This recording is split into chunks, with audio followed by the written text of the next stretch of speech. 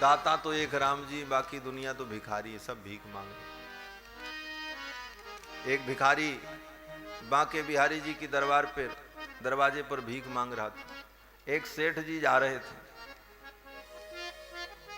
उस भिखारी ने कहा कुछ देते जाओ। सेठ जी ने कहा दर्शन करके आते हैं फिर देते हैं। सेठ जी दान देते थे, पुण्य करते थे।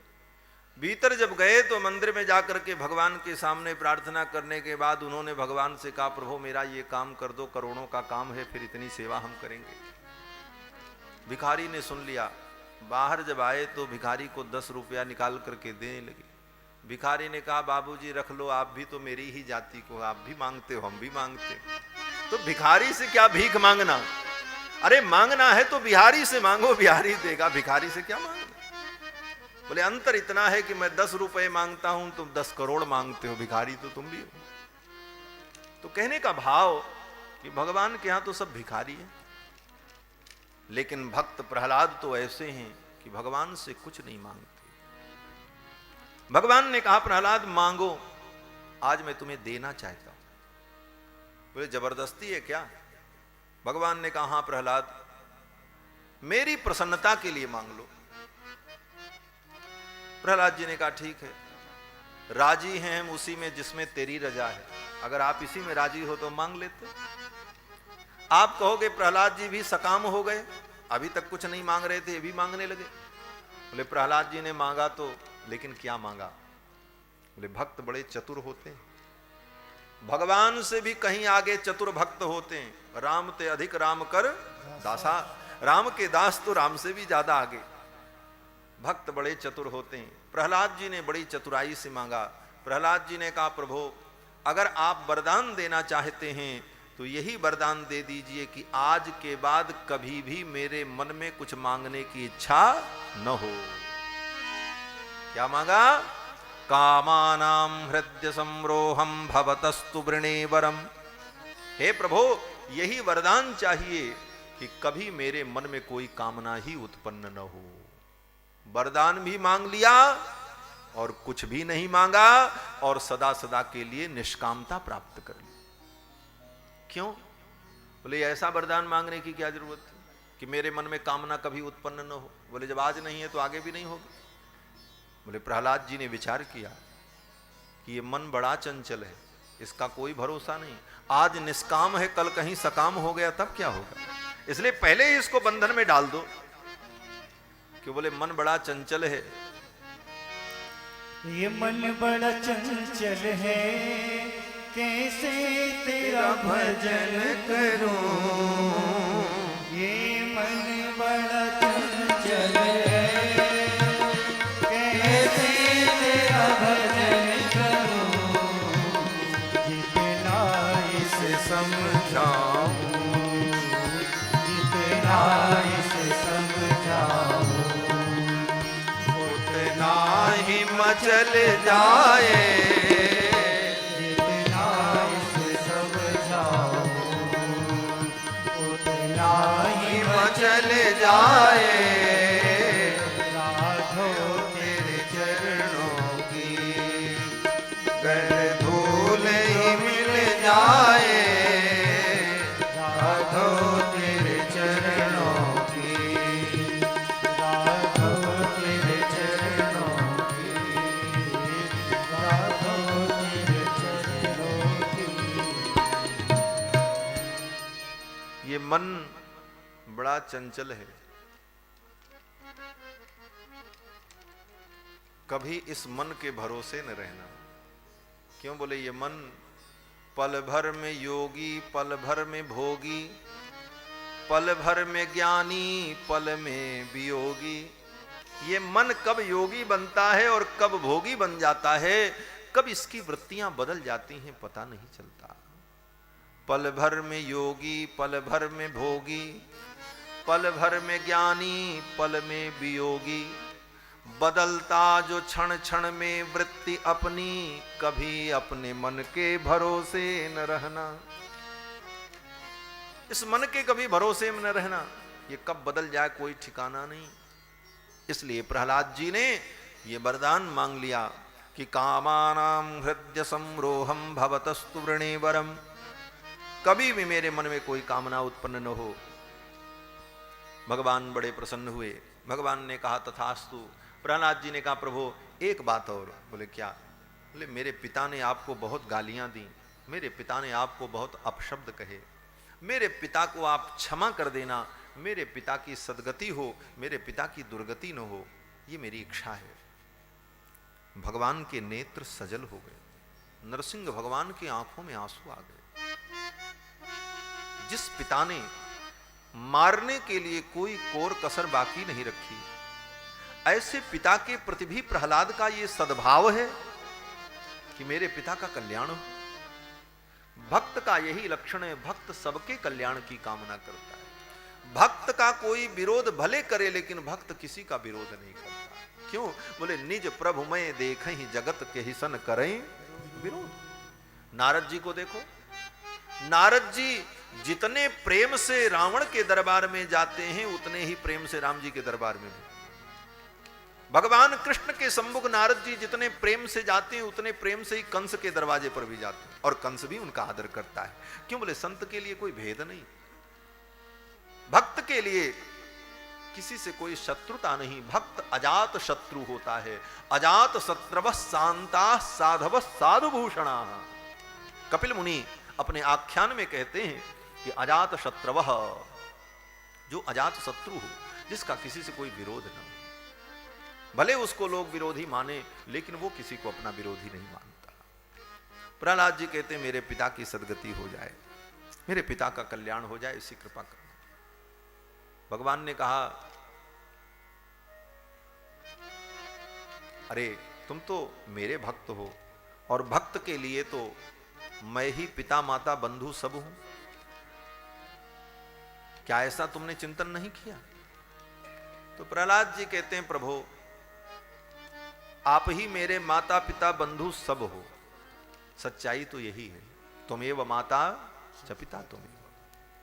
लेकिन ये सच्चाई मुझे समझ में कैसे आती अगर मेरे पिता हिरण्यकश्यपु ने मुझे जन्म न दिया होता, अगर ये शरीर मुझे प्राप्त न होता तो मैं आपका भजन करता कैसे, ये भजन का साधन कैसे बनता।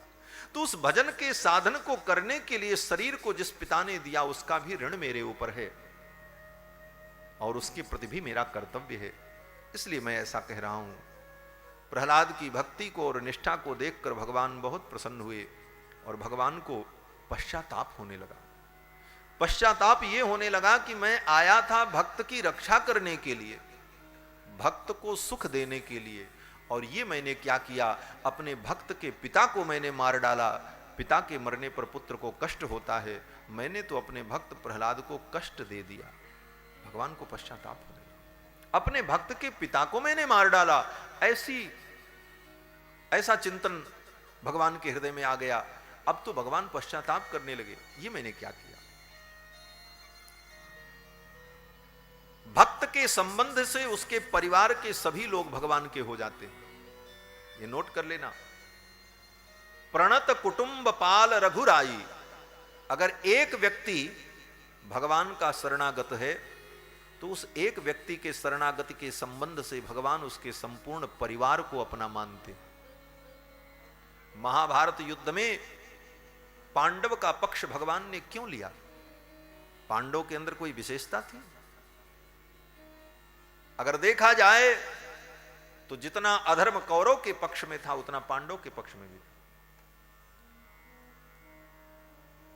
द्रोणाचार्य को मारा छल से, अश्वत्थामा हतो नरोवा कुंजरो, शंख बजा दिया कृष्ण भगवान ने, छल पूर्वक द्रोणाचार्य को मारा। भीष्म पितामह के सामने शिखंडी को खड़ा करके छल पूर्वक मारा, क्या यह धर्म था? कर्ण जैसे वीर के रथ का पहिया फंस गया, निहत्थे कर्ण को भगवान ने अर्जुन से कहा मार दो, अर्जुन ने मारा, क्या यह धर्म था?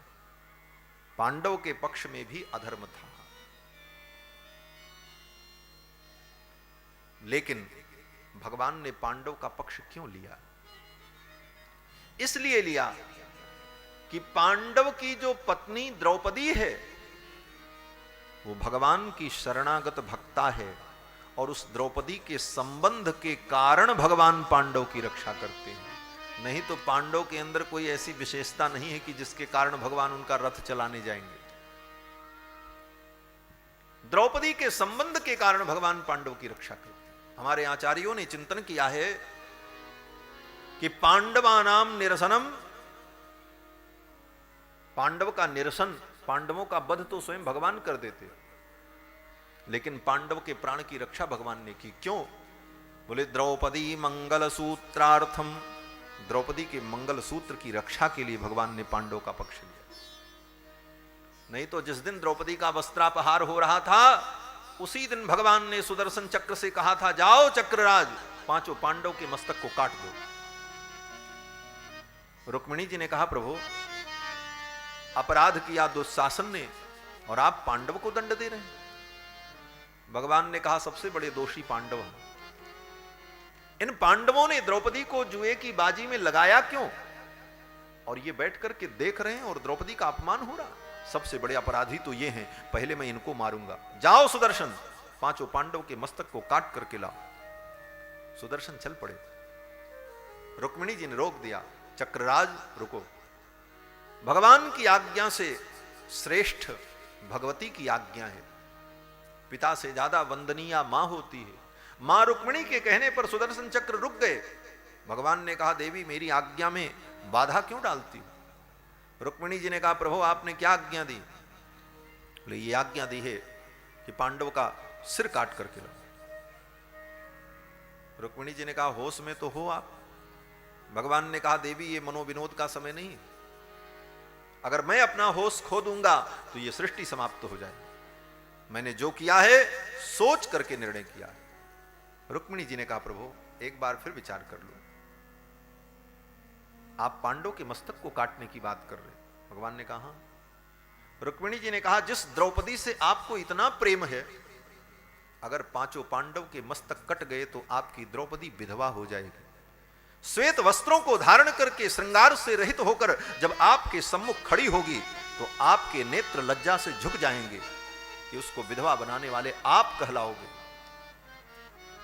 आपने सोच समझ करके आज्ञा दी। भगवान सावधान हो गए।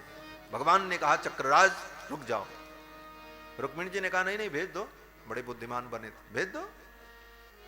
भगवान ने रुक्मिणी जी से कहा, देवी जिस अवतार में आप मेरे साथ नहीं रहती हो मुझको कोई पूछता ही नहीं।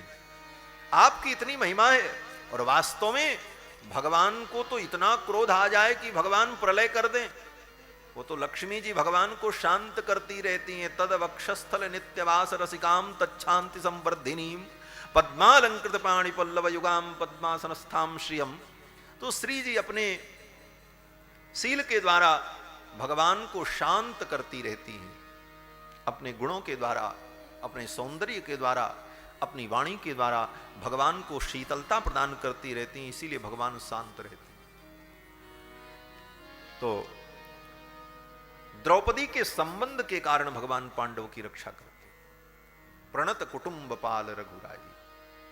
भगवान ने देखा प्रहलाद मेरा भक्त और मैंने प्रहलाद के पिता को मार डाला, ये तो गड़बड़ हो गई। भगवान ने कहा, प्रहलाद जाओ, आज मैंने तुम्हारे पिता का वध कर दिया क्रोध में आकर, लेकिन आज मैं तुम्हें एक विशेष वरदान देता हूं। बिना मांगे भगवान ने एक विशेष वरदान दिया, जो वरदान आज तक सृष्टि में किसी भी प्राणी को प्राप्त नहीं हुआ। क्या वरदान? भगवान प्रहलाद से कहते हैं, प्रहलाद आज के बाद तुम्हारे वंश में उत्पन्न होने वाला तुम्हारा कोई भी संबंधी होगा, वो कितना भी अपराध करे मैं उसको मृत्यु दंड नहीं दूंगा। ये स्पेशल वरदान भगवान ने प्रहलाद को दिया है कि हे प्रहलाद, तुम्हारे वंश में उत्पन्न होने वाले किसी भी व्यक्ति का मैं वध नहीं करूंगा। ये साधारण वरदान, कोई कितना भी अपराध करे, अगर वो तुम्हारा वंशज है, तुम्हारा संबंधी है, तो तुम्हारे संबंध के कारण मैं उसकी रक्षा करूंगा। ये महापुरुषों का संबंध है। हमारे रामानुज संप्रदाय में रामानुज स्वामी का संबंध ही इतना दृढ़ संबंध है कि रामानुज स्वामी से जिसका संबंध हो गया, रामानुजाचार्य की परंपरा में जो दीक्षित हो गया, हमारे यहाँ आचार्य जन कहते हैं कि रामानुज स्वामी के संबंध के बल पर ही उस जीव को भगवत प्राप्ति हो जाती है। रामानुज का संबंधी है, बस इसी संबंध के कारण भगवान कृपा कर देते हैं। वयम तो श्रृंखला लग्ना रामानुज दया निधे, रामानुज की श्रृंखला में हम बंधे हुए हैं, इसलिए रामानुज के संबंध के कारण भगवान हमें स्वीकार कर लेंगे, ये दृढ़ विश्वास है। ये भागवत संबंध इसको कहते हैं। भगवान के भक्तों से संबंध अगर है तो वो संबंध तुम्हारा कल्याण कर देगा। तुम्हारे अंदर भजन नहीं है, साधना नहीं है, कुछ नहीं है, लेकिन भगवान के भक्तों से अगर जुड़े हो तो वो संबंध तुम्हारा कल्याण कर। अरे इतना ही नहीं, हमारे यहां तो आचार्यों ने कहा है कि यम यम स्पृशति पाणिभ्याम यम यम पश्यति चक्षुषा। भगवान के भक्त जिसको छू देते हैं, भगवान के भक्त जिसको अपना समझ करके अपने अपनत्व की दृष्टि से देख लेते हैं, स्थावराणपि मुच्यन्ते, अगर वो पत्थर पहाड़ हो तो उनको भी मुक्ति मिल जाएगी, मनुष्य की क्या बात है। ये भागवत संबंध है, भगवान के भक्तों के संबंध की महिमा है। यम यम स्पृशति पाणिभ्याम यम यम पश्यति चक्षुषा स्थावराणपि मुच्यन्ते किम पुनर्बांधव जनाः। प्रहलाद जी को भगवान ने स्पेशल वरदान दिया, विशेष वरदान दिया और भगवान अंतर्ध्यान हो गए। प्रहलाद जी असुरों के राजा बने हैं और धर्मपूर्वक प्रहलाद जी ने प्रजा का पालन किया है। परम निष्काम भक्त श्री प्रहलाद जी हैं। इसके बाद वर्णन आता है कि श्री नारद जी ने युधिष्ठिर को 3 अध्याय में वर्णाश्रम धर्म का वर्णन करके सुनाया है। वर्णाश्रम धर्म क्या है?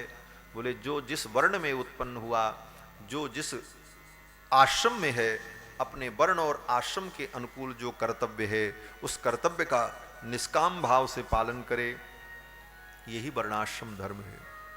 इसको निज धर्म कहते हैं। गीता में इसी को भगवान ने स्वधर्म कहा है, गीता में भगवान ने इसी को स्वकर्म कहा है, इसी को भगवान ने गीता में सहज धर्म कहा है। तो सहज धर्म का मतलब हम जिस कुल में जन्म लिए तो हमारे साथ जो धर्म उत्पन्न हुआ, अर्थात ब्राह्मण कुल में जन्म हुआ तो ब्राह्मण के लिए जो धर्म बताया गया है वही हमारा धर्म है। क्षत्रिय के कुल में जन्म हुआ तो क्षत्रियों के लिए जो धर्म बताया गया है वो हमारा सहज धर्म है। अपने अपने सहज धर्म का निष्ठापूर्वक पालन करना ये भगवान की प्रसन्नता का हेतु है। इसी को वर्णाश्रम धर्म कहते हैं। लक्ष्मण जी ने भगवान से पूछा कि हे प्रभु, आपकी भक्ति को प्राप्त करने का उपाय क्या है, आपके चरणों की भक्ति कैसे मिलेगी?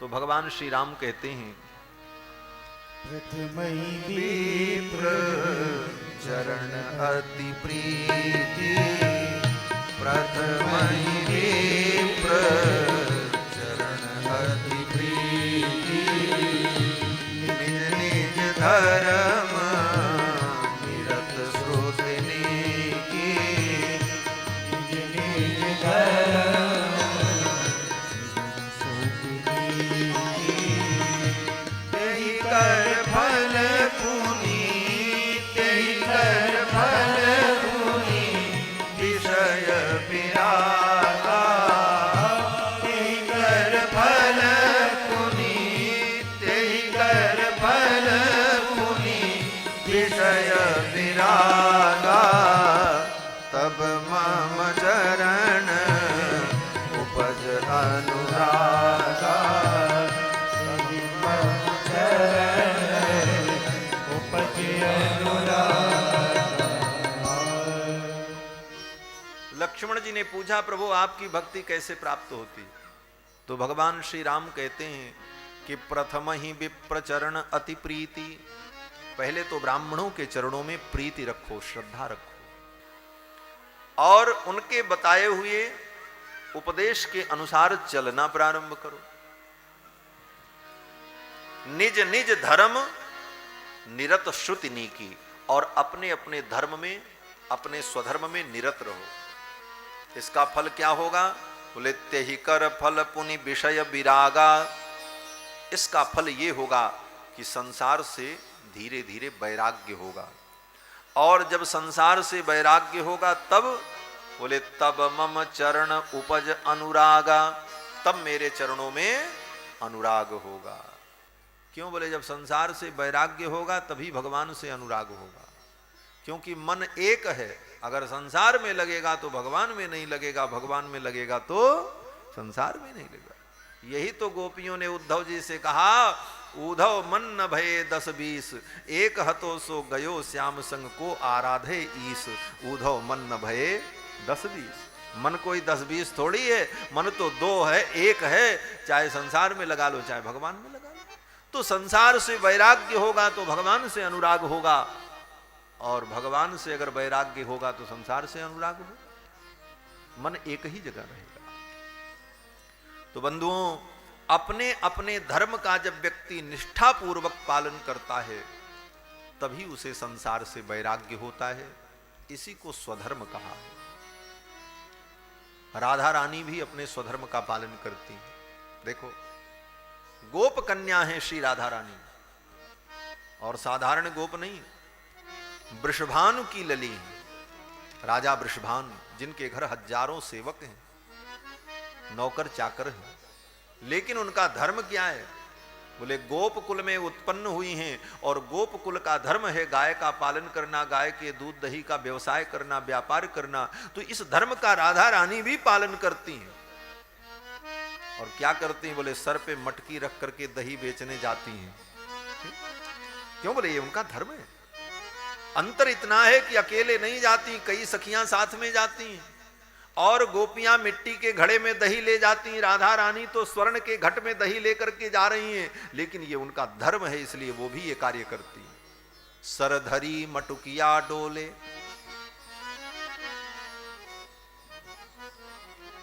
लेकिन कृष्ण की तन्मयता राधा के हृदय में ऐसी है कि सर पे मटकी तो है और दही भी है, लेकिन न मटकी की याद है न दही की याद है, याद तो कृष्ण की है। भक्त कहते हैं कि सरधरी मटुकिया डोले, दधि को नाम बिसर गई गोपी, हरिलो हरिलो बोले। दही का नाम भूल गई, और राधा रानी कहती हरि ले लो, गोविंद ले लो, गोपाल ले लो। बेचती तो दही है, लेकिन उस दधि विक्रय रूपी कर्म में गोविंद समाहित हो गए। क्यों? बोले अपने कर्म का वो पालन कर रही हैं, उस कर्म में ही गोविंद आ गए। जब हम अपने कर्म की निष्ठा रखेंगे तो अपने कर्म के द्वारा ही हम ईश्वर को संतुष्ट कर लेंगे। स्वकर्मणा तमभ्यर्च सिद्धिम विंदति मानव। बंधुओं,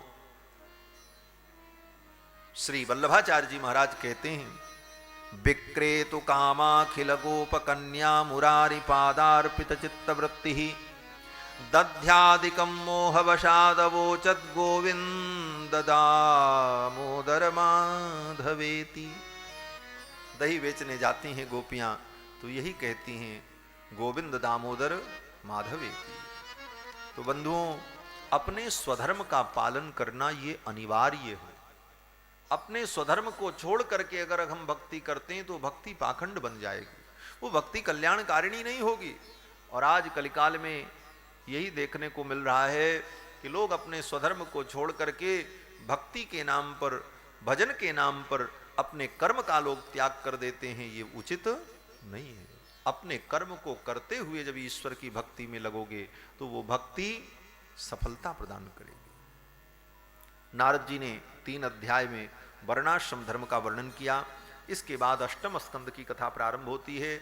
अष्टम स्कंद में श्री सुखदेव जी ने राजा परीक्षित को भगवान के परम भक्त गजराज की कथा सुनाई।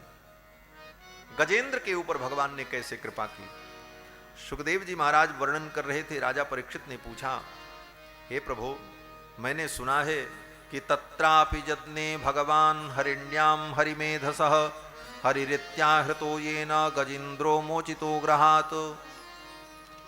भगवान हरि रूप में अवतरित हुए। भगवान का एक अवतार हरि अवतार है। हरिमेधस नाम के एक महर्षि थे, उनकी पत्नी का नाम हरिणी, और उनके गर्भ से भगवान प्रकट हुए, इसलिए भगवान का नाम पड़ा हरि। ये हरि अवतार है। राजा परीक्षित ने कहा, इस अवतार में भगवान ने कौन सी लीला की? तो सुखदेव जी कहते हैं, इस अवतार में भगवान ने गजराज को बचाया, ग्राह के चंगुल से गजराज को छुड़ाया। तो राजा परीक्षित ने कहा कि हरिर यथा गजपतिम ग्राहग्रस्त ममोमुचत, ग्राहग्रस्त गज को भगवान ने कैसे बचाया, ये कथा आप कृपा करके सुनाओ। तो सुखदेव जी कहते हैं, राजन, क्षीर सागर के मध्य में त्रिकूट नाम का एक पर्वत, उस पर्वत पर अनेक पशु पक्षी रहते थे। वहीं पर एक विशाल गजराज रहता था। एक दिन वो गजराज अपने पूरे परिवार के सहित सरोवर में स्नान करने गया। पहले से दैव योग से वहां पर कोई यह कश्चनेशो बलिनोन्तको रगात प्रचंड वेगाद अभिधावतो भृशम, दैव योग से वहां पर कोई पहले से ही ग्राह बैठा था उस पानी में, मगरमच्छ, और उसने गजराज के पैर को पकड़ लिया और पानी के अंदर खींचने लगा। भीतम प्रपन्नम परिपाति यद भयान मृत्यु प्रधावत्यरणम तमीमहि, युद्ध करते करते गजराज थक गया, अपने पैर को छुड़ाने का बहुत प्रयत्न किया लेकिन सफल नहीं हो सका। उसके परिवार के लोग भी उसको वहीं छोड़ करके चले गए। युद्ध करते करते उसका बल जब घट गया तो गजराज ने देखा कि अब तो मैं डूब जाऊंगा, और पूर्व जन्म के संस्कार के कारण गजराज को भगवान की याद आ गई। श्री सूरदास जी कहते हैं कि जब दुनिया के सारे बल छूट जाएं तो फिर भगवान का भरोसा ही काम करता है। सुनेरी मैंने निर्बल के बलराम, अपबल तपबल और बाहुबल चौथो बल है दाम, सूर किशोर कृपाते सब बल हारे को हरि नाम। हार जाने पर व्यक्ति हरि की शरण में जाता है, और भगवान श्री हरि सबके बल हैं। गजराज को भी भगवान की याद आ गई और गजराज ने भगवान की स्तुति की है। 28 श्लोकों में गजराज ने भगवान की स्तुति की, और गजराज ने कहीं पर भी भगवान का नाम नहीं लिया। गजराज यही कहता है, जो सारे ब्रह्मांड के स्वामी हैं वो मेरी रक्षा करें। यस्मिन इदम यतश्चेदम, जिससे ये सारा संसार उत्पन्न हुआ वो मेरी रक्षा करे, जिसमें ये सारी सृष्टि विद्यमान है वो मेरी रक्षा करे। अब वो चक्रधारी विष्णु हैं कि नारायण हैं कि राम हैं कि कृष्ण हैं कि ब्रह्मा हैं कि शंकर हैं, ये नाम नहीं लिया गजराज ने। सुखदेव जी कहते हैं कि एवं गजेन्द्रमुपवर्णित निर्विशेषम ब्रह्मादयो विविध लिंग विदाभिमानाः, निर्विशेषम, भगवान के किसी विशेषण से युक्त नाम का उच्चारण गजराज ने नहीं किया और स्तुति करता रहा। ब्रह्मादिक देवता गजराज की स्तुति सुनते रहे, और कोई गजराज की रक्षा के लिए नहीं आए। आया कौन? बोले भगवान आए। सुखदेव जी कहते हैं कि गजराज की जब सूंड डूबने लगी, जौ भर सूंड बची थी, उसी समय भगवान आ गए। छंदोमयेन गरुड़ेन समुह्यमानश्चक्रायुधोभ्यगमद् आशु यतो गजेन्द्रः, भगवान नारायण अपने गरुड़ पर बैठ करके आए। गजराज डूब रहा था। गजराज ने भगवान को आते देखा। आकाश में भगवान आ रहे हैं, कैसी झांकी है, कल्पना करो कि नीले रंग के आकाश में नीलांबुज श्यामल कोमलांगम भगवान गरुण पर विराजमान हैं। स्वर्ण के समान चमकते हुए श्री गरुण जी महाराज, और भगवान का दिव्य तडित विनिंदक पीतांबर, गले में बनमाला, मस्तक पर कोटि कोटि ब्रह्मांड के स्वामित्व को सूचित करने वाला किरीट मुकुट। अति वेग से भगवान गरुड़ पर बैठे हुए आ रहे हैं, और वेग से आने के कारण भगवान का पीतांबर आकाश में लहरा रहा है, उड़ रहा है। भगवान के पीतांबर की फहरान को देखकर, बनमाला की हलरान को देखकर, कानों के कुंडल की चलान को देखकर, भगवान की मंद मुस्कान को देख करके गजराज अपने दुख को भूल गया। भक्त की उत्प्रेक्षा है कि गज निरख्यो फहरान बसन की, गज निरख्यो फहरान बसन की, ललकी लग्यो मुख कमल बिलोकन, भूल गई गजग्राह ग्रसन की। ग्राह ने मुझे पकड़ रखा है, गजराज भूल गया वो भगवान का सौंदर्य। बनमाला हलरत ही ऊपर, दामिनी सी मृदुमंद हसन की। भगवान के बनमाला की हलरान, मंद मुस्कान, तिरछी तकान, भवें कमान देखकर गजराज अपने दुख को भूल गया और सोचने लगा, अरे ये तो कमला कांत